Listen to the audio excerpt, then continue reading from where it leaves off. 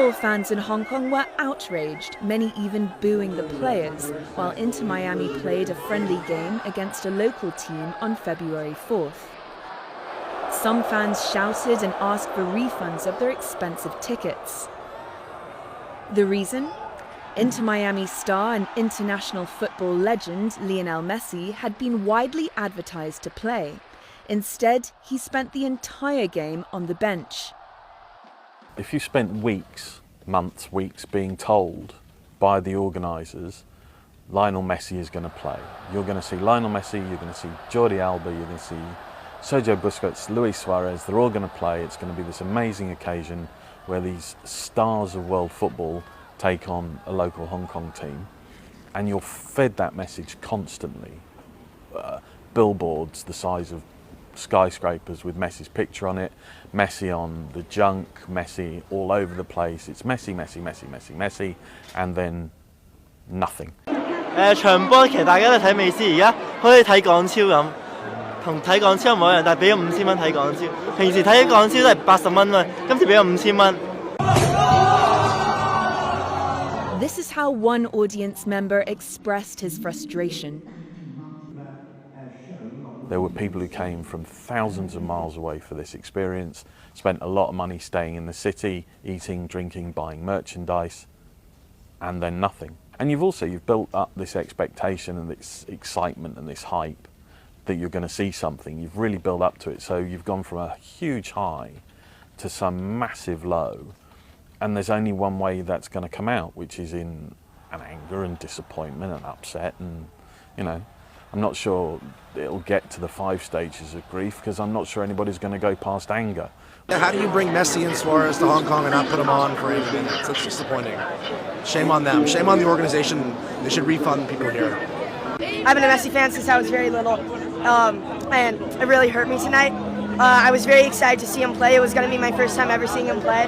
So I was quite devastated. I knew that since it was preseason he wouldn't play too much, but I thought at least he'd be out there for 20-30 minutes. But to see him not play at all, it was really devastating. And I'm very disappointed, especially since they advertised him a lot for the match. A minor hamstring injury appears to have kept Messi from participating actively in the training session before the match. But poor communication from both the club and organisers may have made the situation worse. The training session itself was a bit of a shambles. It was supposed to be an hour and a half, lasted about 40 minutes. We know that Messi was injured or felt some soreness in his hamstring.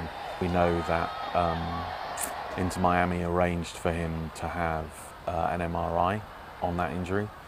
We don't know what the result of the MRI was. We don't know what the status of the injury was because they never told anybody. Entendemos la decepción que tiene la gente, les pedimos disculpas, pero ojalá puedan entender que si hubiéramos tenido alguna chance de que jueguen un rato lo hubiéramos hecho, pero corríamos serios riesgos y por eso junto con el cuerpo médico tomamos esta decisión. Messi's visit came on the heels of attempts by the Hong Kong government to promote its tourism industry after years of strict COVID curbs. The city's leader, Chief Executive John Lee, attended the match and stayed until the end. Let's be honest, it's a PR disaster for the city in terms of sporting events. It really is. I don't think you can blame Messi much for the situation. Professional athletes get injured, right? Happens all the time. It's not news, but the communication from the organisers, from the club, from everybody concerned with putting the game on, has led to this point. They overhyped it, and they promised something that they probably shouldn't have promised, because you can't promise that people aren't going to get injured. You can't promise that people aren't going to get sick. You can't make these promises, and they did. And they charged a lot of money based on these promises and then didn't deliver any of it. After the game, Inter Miami's co-owner David Beckham went onto the field to thank the fans. But tensions were running high. I don't think it was unprecedented, no. People boo when they don't get their money's worth, when they don't feel like what they've been promised has been delivered. I think it was just unfortunate, and again, it was a result of all the hype.